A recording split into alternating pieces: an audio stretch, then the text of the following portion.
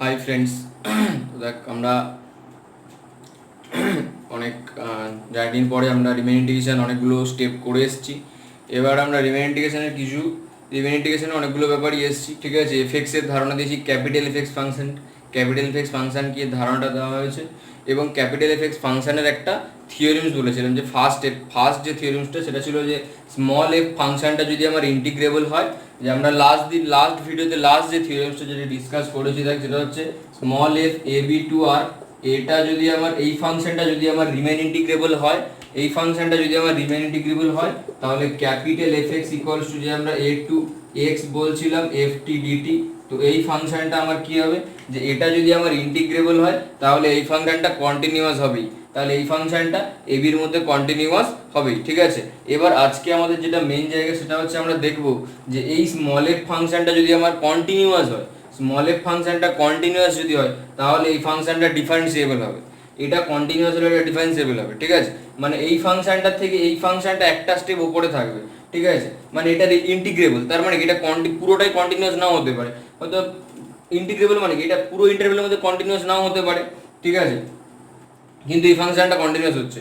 এবার আমরা এই থিওরেমসটাতে আসছি, যে থিওরেমসটা আমাদের আজকে মেইন জায়গা, এই ভিডিওতে যেটা পাবি সেটা হচ্ছে যে এই স্মল এফ ফাংশনটা যদি কন্টিনিউয়াস হয় তাহলে এই ক্যাপিটাল এফ এক্স ফাংশনটা ডিফারেন্সিয়েবল হবে, ঠিক আছে। এটা হচ্ছে আমাদের আজকে মূল লক্ষ্য, বা এটা হচ্ছে আমাদের থিওরেমসের আজকে, বা এই ভিডিওটার এটা হচ্ছে মূল জায়গা, ঠিক আছে। তো থিওরেমসটা কি বলছে দেখ, যে থিওরেমসটা বলছে যে let F from close interval A B to real numbers be a continuous function. এটা একটা continuous function on A B, close interval A বির মধ্যে continuous function. Let capital F X equals to A to X F T DT for all x belongs to close interval A B. তাহলে বলছে যে then capital F is differentiable,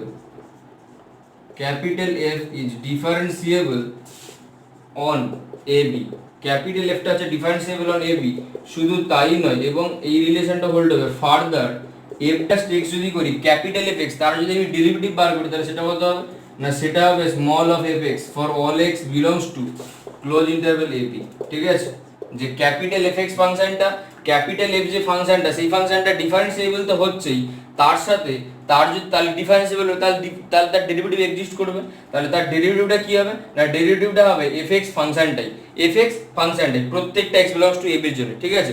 তো এটার প্রুফটা কিভাবে করবো আমরা সেটা দেখছি। দেখ ডিফারেন্সিয়েবল মানে কি, পুরো ইন্টারভেলের মধ্যে ডিফারেন্সিয়েবল। তাহলে আমরা কিভাবে প্রুফ করি, বেসিক্যালি যেটা হচ্ছে যে তাহলে এই ইন্টারভেলের মধ্যে যে কোনো একটা আরবিটারি পয়েন্ট চুজ করে নিই, সেই আরবিটারি পয়েন্টে দেখাই যে টোটাল রিলেশনগুলো হোল্ড করছে।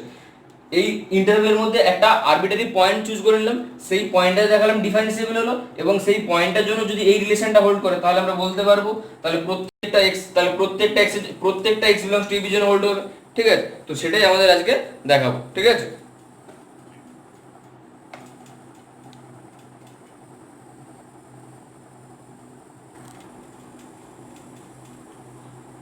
তো দেখ তার জন্য আমি এখানে দুটো কেস কল্পনা করছি, দেখ দুটো কেসে আমরা এটাকে প্রুফ করছি। যে তাহলে আমরা তাই জন্য করছি কি, যে ফার্স্ট কেস 1 বলে কেস 1 দিয়ে লিখ যে let see belongs to open interval A, beta এটা হচ্ছে ক্লোজ, সিটা হচ্ছে ওপেন ইন্টারভ্যাল এ, বা বিটা হচ্ছে এটা হচ্ছে ক্লোজ, বি এর দিকে ওপেন রাখলাম, ঠিক আছে। এটা আমরা ফার্স্ট কেস করলাম, ঠিক আছে। যে সি হচ্ছে একটা, এটার মধ্যে একটা, যে বি পয়েন্টটা হবে না কিন্তু এ পয়েন্টটা হতে পারে, এরকম একটা পয়েন্ট না, সেটা হচ্ছে আমার ফার্স্ট কেস, ঠিক আছে। তাহলে এবার দেখ যে সিন্স এফ ইজ কন্টিনিউয়াস, যেহেতু এফটা হচ্ছে আমার continuous on close interval A b, then f is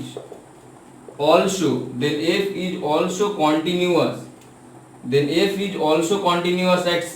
তাহলে c পয়েন্টের জন্য কন্টিনিউয়াস হবে, কারণ f টা টোটাল ইন্টারভ্যালের মধ্যেই কন্টিনিউয়াস, তাহলে c পয়েন্টেও কন্টিনিউয়াস হবে, ঠিক আছে। তাহলে c পয়েন্টে যদি কন্টিনিউয়াস হয় তাহলে তার জন্য আমরা কি করছি, let epsilon greater than 0 be arbitrary, ঠিক আছে। এরকম একটা arbitrary epsilon greater than 0 choose করে নিলাম, তাহলে কি হবে না, then mod of f of x minus f of c less than epsilon for all x belongs to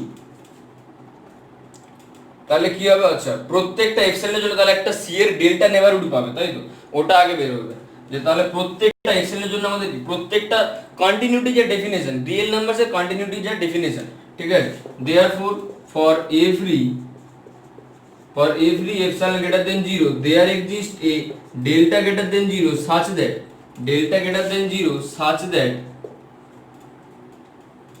such that mod of fx minus f of c less than epsilon for all x belongs to c c plus delta, যেটা হচ্ছে আমাদের a b এর একটা subset, a b এর একটা sub interval, ঠিক আছে। তো কি হচ্ছে না, f c পয়েন্টে যদি কন্টিনিউয়াস, তাহলে কি হবে, প্রত্যেকটা এপসাইলন গ্রেটার দেন 0 এর জন্য delta greater than 0 such that mod of fx minus f of c less than epsilon for all x belongs to c থেকে c plus delta। এবার দেখ এখানে বলতে পারি যে বেসিক্যালি হয় কি, c মাইনাস ডেল্টা থেকে c plus delta, c minus delta থেকে c প্লাস ডেল্টা, এই ইন্টারভ্যালটা হয়, ঠিক আছে। এবার দেখ c মাইনাস ডেল্টা কেন হতে পারবে না, কারণ c পয়েন্টটা আমার ওপেন ক্লোজড এ থেকে বি এর মধ্যে, ঠিক আছে। তো সি পয়েন্টটা কোনো না কোনো ক্ষেত্রে এ হতে পারে, আমি যেভাবে চুজ করেছি তাতে সি পয়েন্টটা এ হতে পারে। যদি এখানে এ পয়েন্টটা হয়, যদি সি পয়েন্টে যদি এ পয়েন্টটা হয়, তাহলে কি হবে, তাহলে যদি আমি সি মাইনাস ডেল্টা করতাম তাহলে এ মাইনাস ডেল্টা হয়ে যেত। তাহলে এ মাইনাস ডেল্টাটা কি তখন এ বির সাবসেট থাকতো, এ বির সাব ইন্টারভ্যাল থাকতো না, কারণ এ থেকে তো আমি পিছনে এ থেকে বেরিয়ে চলে আসছি, সেজন্য এখানে সি থেকে সি প্লাস ডেল্টা পর্যন্ত হলো, ঠিক আছে। তাহলে এটা হোল্ড হচ্ছে। এবার আমরা কি করছি, let us consider now, এবার আমরা কি করছি যে এবার আমরা একটা let us consider a real number, এবার আমরা একটা রিয়েল নাম্বার h কনসিডার করছি স্যাটিসফাইং, যেটা স্যাটিসফাই করছে কি রকম রিলেশনকে না, satisfying 0 less h less delta. যে আমরা একটা h একটা রিয়েল নাম্বার চুজ করলাম, এবার কি করছি, আমরা একটা রিয়েল নাম্বার h চুজ করলাম, যেটা কি হচ্ছে না, যেটা আমাদের এরকম রিলেশন স্যাটিসফাই করছে, h টা হচ্ছে 0 থেকে বড় এবং ডেল্টার থেকে 0 থেকে বড় এবং ডেল্টার থেকে ছোট। তাহলে দেখ যদি আমার এরকম টাইপের হয়, তাহলে আমরা এটা বলতে পারি এই জায়গা থেকে যে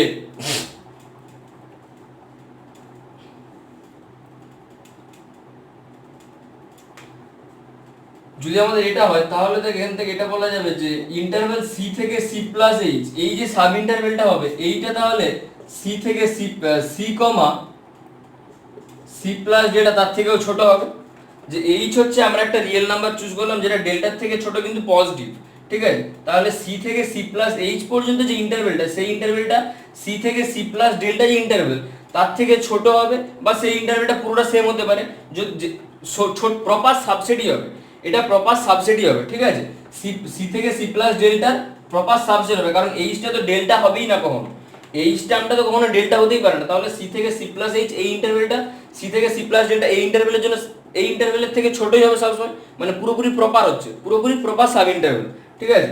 তাহলে এটা যদি হয় তাহলে এই ইন্টারভ্যালটার জন্য যদি এই কন্ডিশনটা স্যাটিসফাই করে, তাহলে এই ইন্টারভ্যালটার জন্য এই কন্ডিশনটা স্যাটিসফাই করবে, এই ইন্টারভ্যালটার জন্য তো এই রিলেশনটা স্যাটিসফাই করছে, তাহলে এই ইন্টারভ্যালটা তো এর থেকে ছোট, তাহলে এই ইন্টারভ্যালটার জন্য এই রিলেশনটা স্যাটিসফাই করবে, ঠিক আছে। তো আমরা কি করছি, এই রিলেশনটার জন্য তাহলে এই রিলেশনটাকে স্যাটিসফাই করাচ্ছি।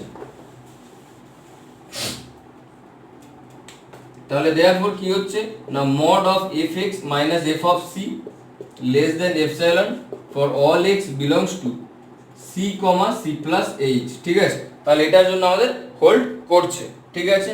এবার দেখ আমরা কি করছি না, f of c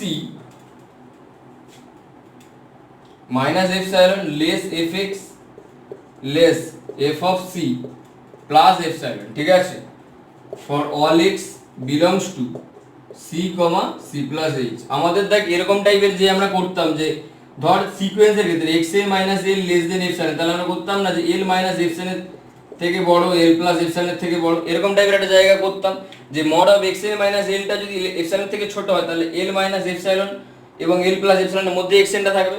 আমরা দেখ সেটাই করলাম যে f of c টা f of c minus epsilon এবং f of x plus epsilon এর থেকে মধ্যে থাকছে, ঠিক আছে। তাহলে এই রিলেশনটা পেলাম। এবার আমি কি করছি দেখ, f টা তো আমার যেহেতু f টা কন্টিনিউয়াস, যে তাহলে বল যে সিন্স f is continuous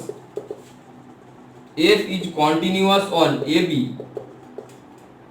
এবং এই যে c থেকে c plus h, c, c plus h এটা হচ্ছে আবার একটা ab সাব ইন্টারভ্যাল, তাহলে then f is also continuous, then f is also continuous on c, c plus h and hence, তাহলে যদি কন্টিনিউয়াস হয় তাহলে আমরা কি বলতে পারবো, তাহলে কন্টিনিউয়াস হলে f টা রিমেইন ইন্টিগ্রেবল হবে, তাহলে f is remain integrable on, তাহলে c, c plus h এই ইন্টারভ্যালের মধ্যে তাহলে f টা তাহলে রিমেইন ইন্টিগ্রেবল হলো, ঠিক আছে, কারণ এটা তো সাব ইন্টারভ্যাল, তাহলে সাব ইন্টারভ্যালতে কন্টিনিউয়াস হচ্ছে, আর যে কোনো কন্টিনিউয়াস ফাংশন আমরা জানি যে কোনো একটা কন্টিনিউয়াস ফাংশন কোনটা ক্লোজড এবং বাউন্ডেড ইন্টারভ্যালের মধ্যে হলে তাহলে সেটা ওই ইন্টারভ্যালের মধ্যে অন দ্যাট ইন্টারভ্যাল সেটা রিমেইন ইন্টিগ্রেবল হবে, এটা আমরা প্রপার্টি পড়ে এসেছি, ঠিক আছে। তো তাহলে এটা ইন্টিগ্রেবল হচ্ছে, তাহলে আমরা ইন্টিগ্রেশন করা যেতে পারে। তো তার জন্য আমরা কি করছি, এই রিলেশনটাকে একটা 1 নম্বর নামকরণ করে দেব, এই রিলেশনটাকে আমরা এবার 1 নম্বর নামকরণ করছি, ঠিক আছে। তাহলে আমরা কি করছি, এবার 1 নম্বর রিলেশনে আমরা কি করছি, c থেকে c প্লাস h এই ইন্টারভ্যালে আমরা ফাংশনটাকে ইন্টিগ্রেশন করছি, ঠিক আছে। মানে এখানে যেটা লিখলাম তার পর থেকে এটা উপরটাকে মুছছি না জাস্ট, ঠিক আছে। Now we integrate 1 within the interval, যে তাহলে ওই ইন্টারভ্যাল যেটা থাকছে c থেকে c প্লাস h, তাহলে ওই ইন্টারভ্যালের মধ্যে যদি ইন্টিগ্রেশন করা যায় তাহলে আমরা কি পাবো, না যদি আমরা ইন্টিগ্রেশন করি তাহলে দেখ আমরা এটা পাচ্ছি যে c থেকে c plus h f of c minus epsilon into dx less than integration c to c plus h f of x dx less than integration c to c plus h f of c minus plus epsilon into dx, ঠিক আছে। এটা আমরা পাচ্ছি, তাহলে integration করলাম। এবার আমরা কি করছি দেখ, না এই ইন্টিগ্রেশনটাকে একটু সাজাচ্ছি, ঠিক আছে। দেখ বাইরের যে দুটো ইন্টিগ্রেশন রয়েছে সেই দুটো ইন্টিগ্রেশন খুবই সহজ, ভেতরে কোনো x এর ফাংশন নেই, তাহলে আমাদের ডাইরেক্ট চলে আসবে। তো এটার সাথে কি হচ্ছে, তাহলে এখানে জাস্ট h মাল্টিপ্লাই হবে যে h into f of c minus epsilon less than আমরা কি করছি এটাকে a থেকে c plus h f of x minus a to c f of x dx, এটাকে জাস্ট একটু সাজালাম, ঠিক আছে। যে তাহলে এটা হচ্ছে h into f of c plus epsilon, ঠিক আছে। আমরা দেখ এখানে কি করলাম যে এটা ধর c, এটা হচ্ছে আমার c প্লাস h, ঠিক আছে। এটা ধর আমার a পয়েন্ট, এটা ধর আমার b পয়েন্টটা, ঠিক আছে। এইটার সাথে আমার কোনো সম্পর্ক নেই, c পয়েন্ট আমার a পয়েন্ট হতেও পারে নাও হতে পারে, ঠিক আছে। তো আমি করলাম কি, আমার ইন্টিগ্রেশন ছিল আমার এই ইন্টারভ্যাল পর্যন্ত, ইন্টিগ্রেশন ছিল আমার c থেকে c প্লাস h এইটুকুনটা, তাই তো। এখানে ইন্টিগ্রেশন ছিল এটা, আমি কি করেছি যে প্রথমে আমি এটা নিলাম a থেকে c প্লাস h এতটা নিলাম, তাহলে কতটা বেশি নিয়েছি a থেকে c পর্যন্ত, সেটাকে বাদ দিলেই পেয়ে যাবো, তাহলে সেটাই করলাম, a থেকে c প্লাস h নিলাম, তারপরে সেখান থেকে a থেকে c টা বাদ দিলাম, ঠিক আছে। বোঝা গেল যে কিভাবে হচ্ছে এটা।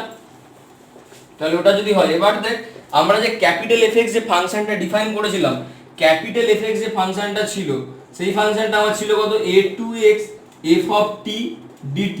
এই x টা কাদের জন্য স্যাটিসফাই করতে, for all x belongs to ab এর জন্য, ab এর মধ্যে প্রত্যেকটা x এর জন্য এটাকে আমরা fx হিসেবে নোটেশন দিয়েছিলাম, এবং এটা প্রত্যেকটা x এর জন্য যদি ইন্টিগ্রেবল হয় তখন আমি এই ফাংশনটা এইভাবে ডিফাইন করেছিলাম, ঠিক আছে। তাহলে দেখ আমরা কি পাচ্ছি না, h into f of c plus minus epsilon less দেন, তাহলে এটা হচ্ছে দেখ f of c plus h minus এটা হচ্ছে capital f of c less then h into capital f of c plus epsilon, ঠিক আছে। তাহলে দেখ এখান থেকে কত পাচ্ছি যে ক্যাপিটাল দেখ আমি এটা পাচ্ছি যে f of c plus h minus f of c by যদি h করি, by h minus f of c, তার যদি মডিউলাস যদি নেওয়া যায় তাহলে এটা লেস দেন এপসাইলন হচ্ছে। যে দেখ f of c plus h minus f of c minus small f of c, তার মডিউলাস নিলে সেটা লেস দেন এপসাইলন, ঠিক আছে। এই রিলেশনটা থেকে বেসিক্যালি দেখ ফার্স্টে h দিয়ে ভাগ কর, তারপরে দেখ f of c minus epsilon f of c plus epsilon থাকছে। তো আমি যেটাকে ভেঙে লিখলাম যে x এর মাইনাস l থেকে যেটাকে ভেঙে লিখলাম, তো সেটাকে আমি যদি আবার ব্যাকে যদি যাই, ঠিক আছে, প্রথমে উপর স্টেজ থেকে নিচে এসেছি, এবার আমি নিচ থেকে উপরে যাচ্ছি, তাহলে আমি এই রিলেশনটাকে ভেঙে দেখ এটাই পাবো, ঠিক আছে। তাহলে এটা পাচ্ছি, এবার এটা তাহলে আমার লেস দেন এপসাইলন হচ্ছে, তাহলে এটা যদি আমার লেস দেন এপসাইলন হয় তাহলে আমরা এখান থেকে বলতে পারবো যে limit h tends to 0 plus f of c plus h minus f of c by h equals to f of c। তাহলে এটা বলা যাবে যে limit h tends to 0 plus, কারণ h টা আমার কি, কারণ এইচটা তো আমার ছিল 0 থেকে বড়, কারণ এইচটা তো আমার 0 থেকে বড় ছিল, এইচটা তো আমার 0 থেকে বড় ছিল, তাহলে limit h tends to 0 plus f of c plus h minus f of c by h, এটা তাহলে স্মল f অফ c হচ্ছে। ঠিক আছে, এটা তাহলে আমরা বলতে পারলাম। তো এটা যদি আমরা বলতে পারি তাহলে এখান থেকে কি বলা যাবে, এটা তাহলে আমরা কি বলতে পারবো, যে তাহলে এখান থেকে বলা যাবে না যে therefore right hand f dash c, right hand of f dash c exist করছে, exist and is equal to, এবং তাহলে এটা ইকুয়াল হচ্ছে কার সাথে, এবং এটা ইকুয়াল হচ্ছে f অফ c এর সাথে, যে তাহলে right hand of f dash c, right hand differentiate, right hand লিমিটটা f অফ c এর রাইট হ্যান্ড লিমিটে এক্সিস্ট করছে এবং সেটা ইকুয়াল হচ্ছে f অফ c এর সাথে। ঠিক আছে, তো আমাদের এই রিলেশনটাকে আমরা 1 নম্বর করে, এই রিলেশনটাকে আমরা 2 নম্বর নামকরণ করলাম। 1 নম্বর নামকরণ হয়েছে একটা, এটাকে আমরা 2 নম্বর নামকরণ করলাম, যে তাহলে রাইট হ্যান্ড লিমিটে এক্সিস্ট করলো, যে তাহলে রাইট হ্যান্ড লিমিটে এক্সিস্ট করলো এবং সেটা f অফ c এর সাথে সমান হবে। ঠিক আছে, আমাদের লক্ষ্য কি তাহলে এবার লেফট হ্যান্ড লিমিটটাও জানো, যে left of f dash c সেটাও এক্সিস্ট করে এবং সেটাও f অফ c এর সাথে সমান হয়, তখনই আমরা বলতে পারবো যে তাহলে right hand limit left hand limit দুটো ইকুয়াল, দুটো এক্সিস্ট করেছে এবং তারা দুজনে একই জায়গাতে ইকুয়াল হচ্ছে। তখন আমরা বলতে পারবো যে তাহলে ক্যাপিটাল f ফাংশনটা তাহলে f অফ c পয়েন্ট, মানে ক্যাপিটাল f ফাংশনটা তাহলে ডিফারেন্সিয়েবল হবে এবং তার ডিফারেন্সিয়েশনটা f অফ c এর সাথে সমান হবে। ঠিক আছে, c পয়েন্টের ক্ষেত্রে। এবার আমি তাহলে কেস 2 তে যাচ্ছি, যেখানে আমি নেব তাহলে ফার্স্ট কেসে নিয়েছিলাম সিটা ছিল ক্যাপিটাল মানে ক্লোজড এ থেকে ওপেন বি, এবার আমি উল্টোটা নেব, এটাকে ওপেন রাখবো বিটাকে ক্লোজ রাখবো, এটাকে ওপেন রাখবো বিটাকে ক্লোজ রাখবো। এবার আমরা সেকেন্ড কেসে যাচ্ছি, কেস 2টাতে। ঠিক আছে,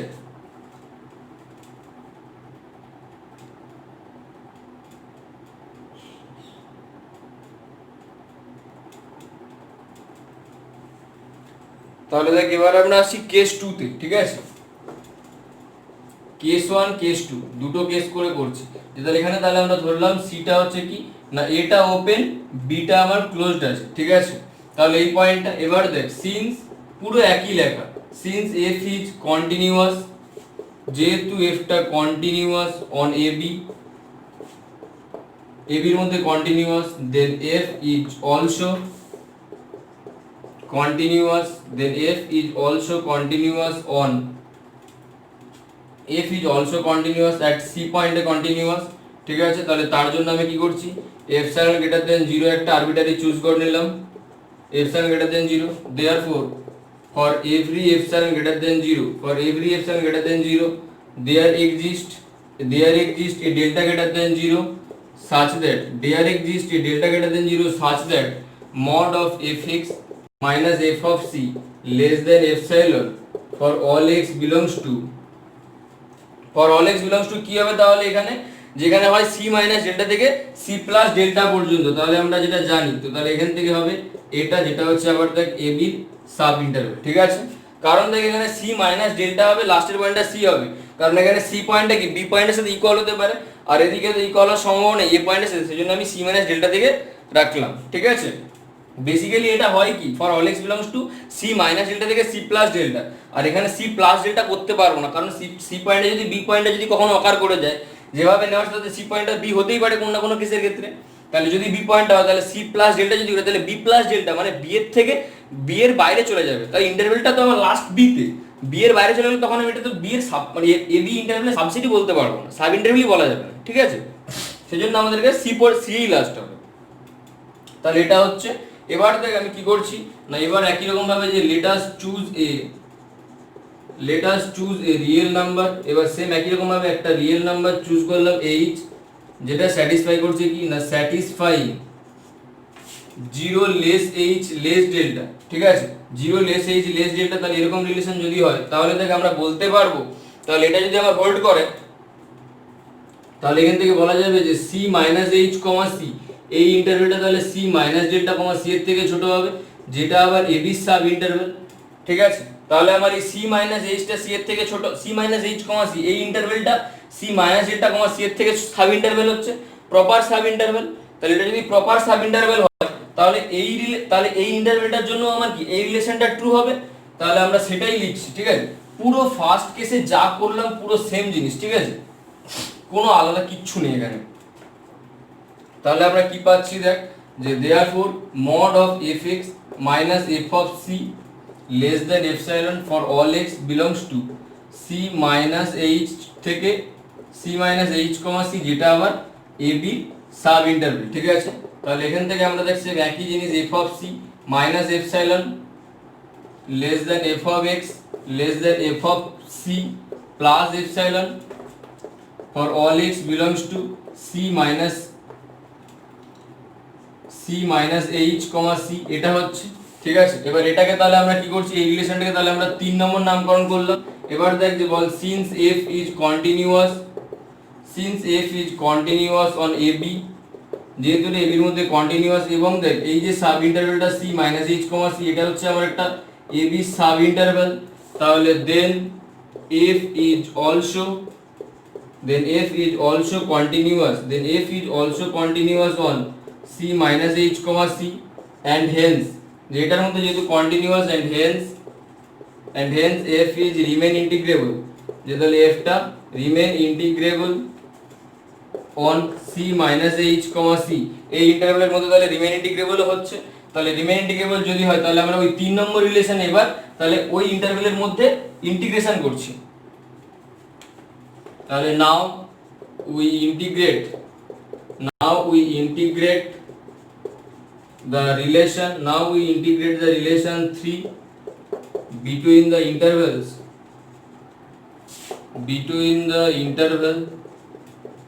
ওই ইন্টারভ্যাল c মাইনাস h থেকে c, এই ইন্টারভ্যালের মধ্যে যদি আমরা ইন্টিগ্রেশন করি তাহলে আমরা কি পাচ্ছি দেখ, যে উই গেট, আমরা যেটা পাচ্ছি দেখ c থেকে c মাইনাস h থেকে c f of c minus epsilon into dx less than c minus h থেকে c f of x dx less than integration c minus h to c f of c plus epsilon into dx। ঠিক আছে, এই বাইরের দুটো portion, এই দুটোর integration easily হবে, কিন্তু ভেতরেরটার ইন্টিগ্রেশন আমরা ওই ক্যাপিটাল এফএক্স ফাংশনটাকে ওখানে ইন্ট্রোডিউস করব। ঠিক আছে,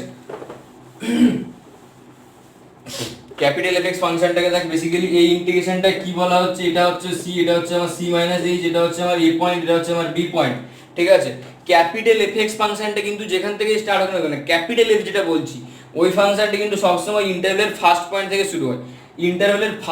থেকে শুরু হয়, ঠিক আছে, তো আমরা এটাকে তাহলে আমরা লিখতে পারি দেখ, যে এইটাকে তাহলে আমরা লিখতে পারবো, আমাদের দরকার কোথায় থেকে কোথায় আছে, c মাইনাস h থেকে c পর্যন্ত,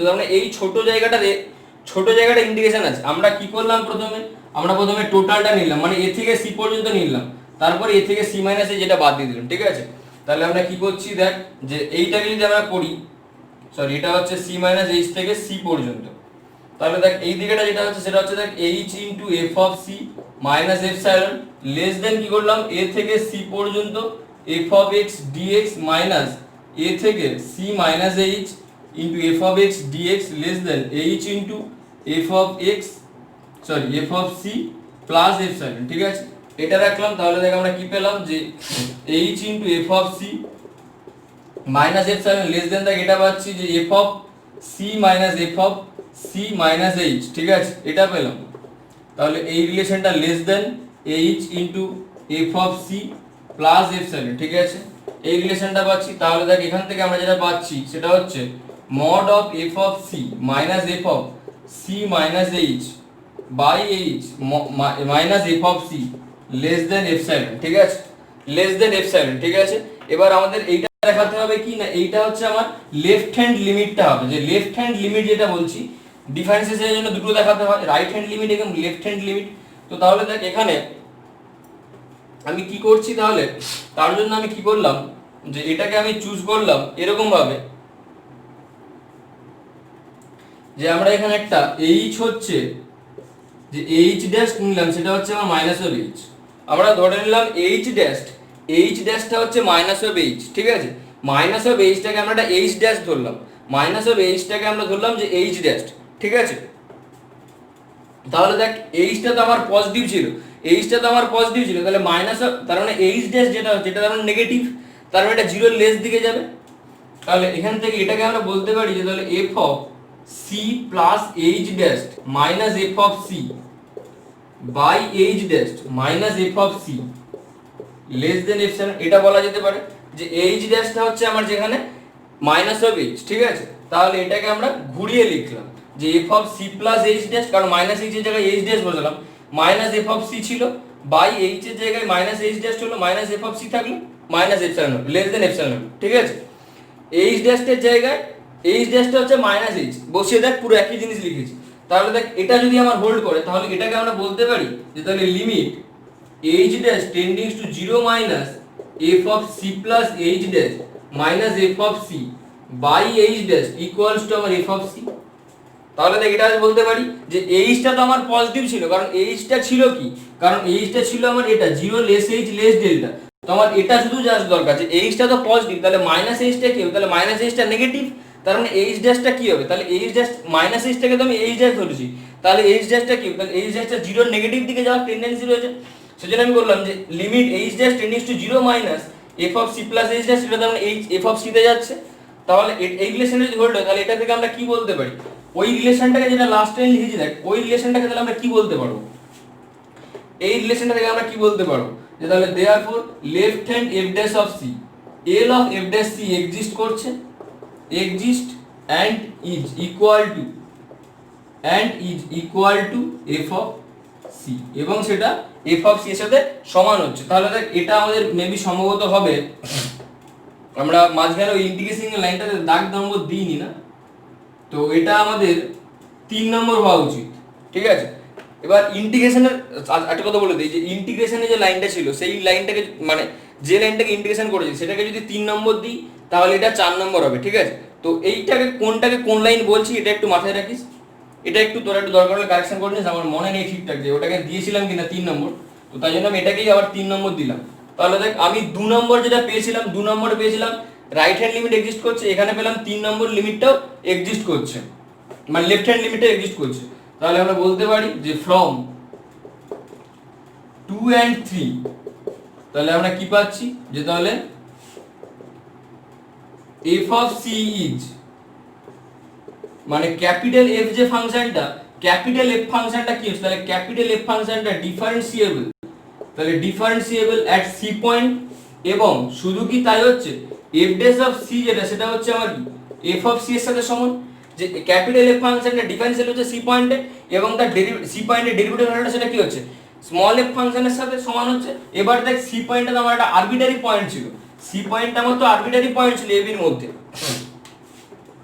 তাহলে সিন্স c ইজ আরবিট্রারি, তাহলে c পয়েন্টটা যেহেতু আমার আরবিটারি একটা পয়েন্ট ছিল, তাহলে দেয়ারফর তাহলে ক্যাপিটাল f ইজ ডিফারেন্সিয়েবল, তাহলে capital f is differentiable at c মানে at ab, যে তাহলে ab এর মধ্যে অন হবে কারণ ইন্টারভ্যাল বলে দিচ্ছি, তাহলে ab এর মধ্যে ডিফারেন্সিয়েবল, এবং f dash of x হচ্ছে তাহলে সেটা হচ্ছে small fx for all x belongs to close interval ab, ঠিক আছে। যে তাহলে সেটা যদি আমার আরবিটারি পয়েন্ট তাহলে f টা ডিফারেন্সিয়েবল হলো এবং f dash সেটা স্মল fx হলো, ঠিক আছে। এটা হলো তাহলে আমাদের লাস্ট, এটা হলো তাহলে আমাদের প্রুফটা শেষ হলো, ঠিক আছে। এবার এই প্রুফটা শেষ হয়ে গেল, এবার এখান থেকে এই যে ফাংশনটা, তো এবার আমরা কি করছি, এবার আমরা যেটাতে বলছি আগের দিনও বললাম বা আগের ভিডিওতে যেটা বলতে পারবি দেখতে পাবি যেটা সেটা হচ্ছে অ্যান্টি ডেরিভেটিভের ধারণা, ঠিক আছে। অ্যান্টি ডেরিভেটিভের ধারণা, তো অ্যান্টি ডেরিভেটিভের আমরা প্রথমত আগে ডেফিনেশনটা জানা যাক যে অ্যান্টি ডেরিভেটিভের ডেফিনেশন কি, অ্যান্টি ডেরিভেটিভের ডেফিনেশন কি, ঠিক আছে। তো ডেফিনেশন কি বলছেন যে any function বা a function phi is called antiderivative, a function phi is called antiderivative of a function if on a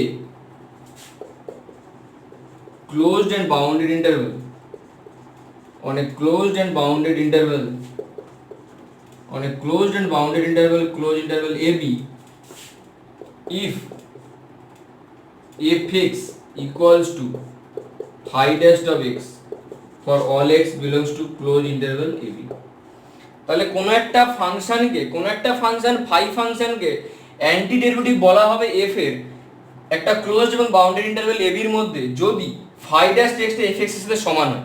এবার দেখ এটা হলো আমার অ্যান্টি ডেরিভেটিভের মেন ধারণা, ঠিক আছে। এখান থেকে আরেকটা ধর রিমার্ক হিসেবে তোরা বলতে পারিস যে ইফ ধর if phi X be an antiderivative, যদি ফাই এক্স একটা অ্যান্টি ডেরিভেটিভ হয়, যদি ফাই এক্স একটা অ্যান্টি ডেরিভেটিভ হয়, phi X be an antiderivative, তাহলে phi X plus K, phi X plus K also must be an antiderivative,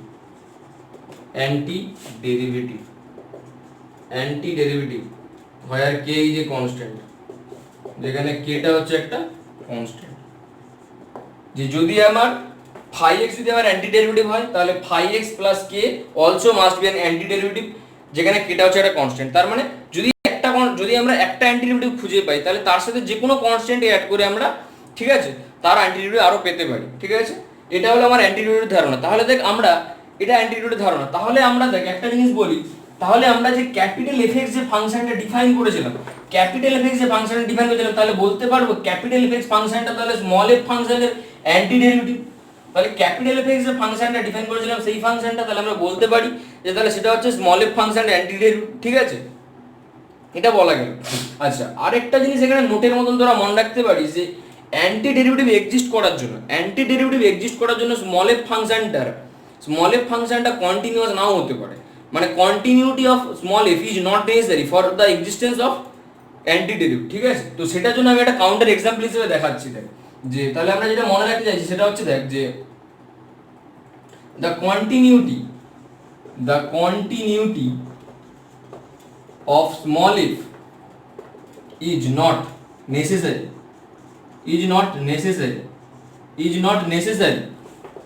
for the existence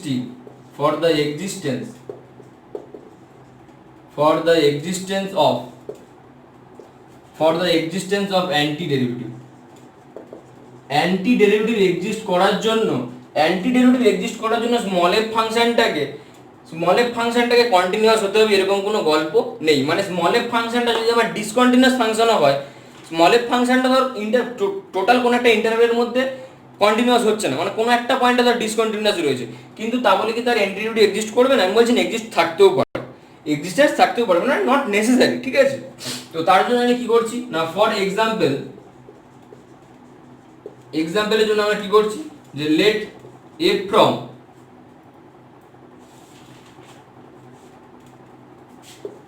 -1 to 1 for real numbers define করছি কিভাবে, defined by যে f একটা function -1 থেকে 1 এর মধ্যে real 1 থেকে real numbers define করছি কিভাবে না, fx ইকুয়ালস টু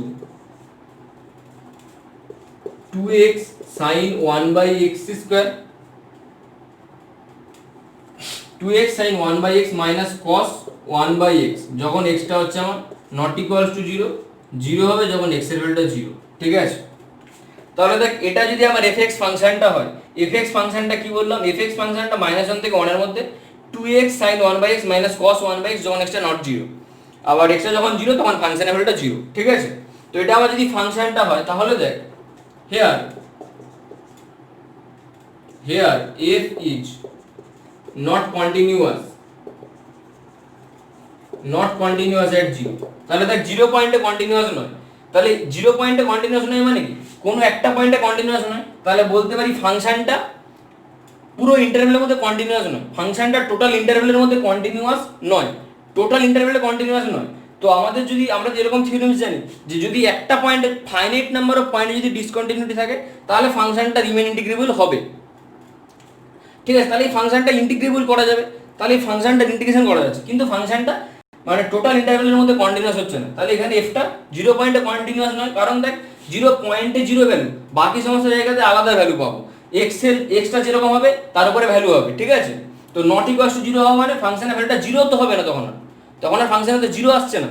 তাহলে 0 পয়েন্টে বোথ সাইড থেকে আলাদা ভ্যালু হচ্ছে, কিন্তু 0 পয়েন্টে আবার আলাদা ভ্যালু, তাহলে 0 পয়েন্টে কন্টিনিউয়াস হচ্ছে না ফাংশনটা।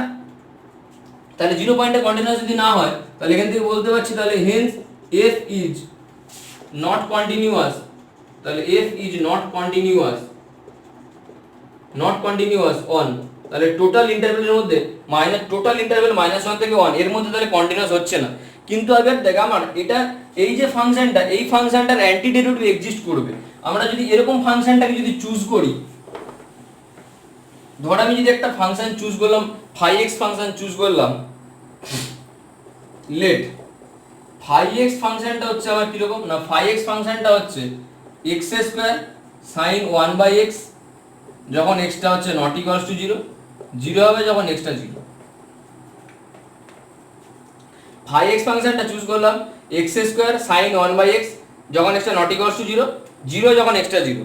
তাহলে দেখ এটা যদি আমার হয় phi x ফাংশনটা চুজ করি, তাহলে phi dash x কত হচ্ছে, তাহলে phi dash x দেখ যখন x টা আমার 0 ভ্যালু হবে তখন দেখ এটা 0 ভ্যালু দেবে, যখন নট ইকুয়ালস টু 0 তখনই আমাদের চেক করা যাবে। তাহলে দেখ কত হবে 2x sin 1/x মাইনাস, তো এটা ডেরিভেটিভ করলাম, এটাকে ফিক্স রাখলাম। তারপরে দেখ আমি পাশে করছি, x স্কয়ারটাকে ফিক্স রাখলাম, sin এর ডেরিভেটিভ 1 হলো cos 1/x, তাহলে 1/x এর কত হবে -1/x স্কয়ার, তাহলে x স্কয়ার কেটে যাবে, তাহলে -1/cos x, তাহলে cos 1/x, তাহলে এটা পেয়েছি। তাহলে দেখ phi dash x ফাংশনটা এটা পাচ্ছি, এটা পেলাম। তাহলে এই যে phi dash x এটা পেয়েছি, এই ফাংশনটাই ভালো করে দেখ, এই ফাংশনটাই আমার fx ফাংশন না, এই ফাংশনটাই তো আমার fx ফাংশনটা, এই যে phi dash x এটাই তো আমার fx ফাংশনটা, ঠিক আছে। তাহলে এটা প্রত্যেকটা x + 2 -1 থেকে 0 এর মধ্যে স্যাটিসফাই করছে। তাহলে আমরা কি বলতে পারবো, তাহলে phi ফাংশন অ্যান্টি ডেরিভেটিভ এখানে, তাহলে phi ফাংশনটা হচ্ছে আমার অ্যান্টি ডেরিভেটিভ হচ্ছে, দেন phi is an antiderivative for all x belongs to -1 থেকে 1, তাহলে phi is an antiderivative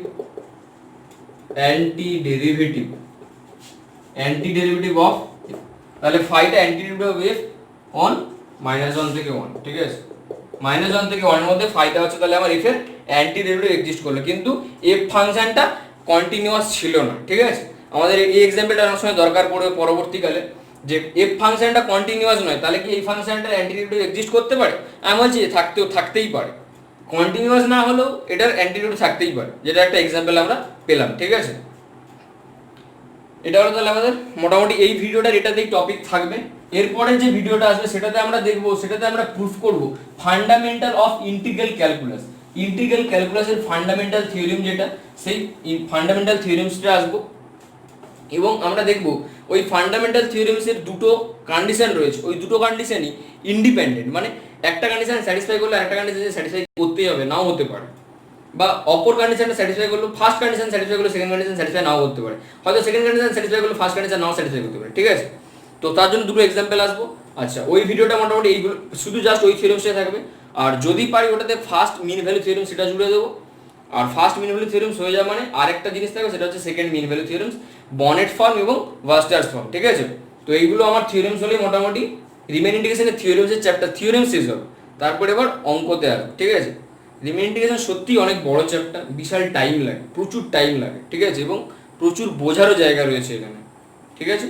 আশা করি এই থিওরেমসে আর কোনো ডাউট থাকবে না, এবং যত কিছু বললাম অ্যান্টিডেরিভেটিভ ধারণা, ক্যাপিটাল এফেক্টস, এইখান থেকেই বেসিক্যালি কিন্তু মেন পড়ার জায়গাগুলো, ঠিক আছে। এইগুলো আমাদের পরবর্তীকালে লাগবে, মানে অঙ্কতে বেসিক্যালি এই জায়গাগুলো থাকবে বেশি, ঠিক আছে। চল আজকের মতন এই ভিডিওটার মতন টাটা, বাই বাই, সবাই ভালো থাকিস, সবাইকে ভালো রাখিস, সুস্থ থাকিস, ঠিক আছে।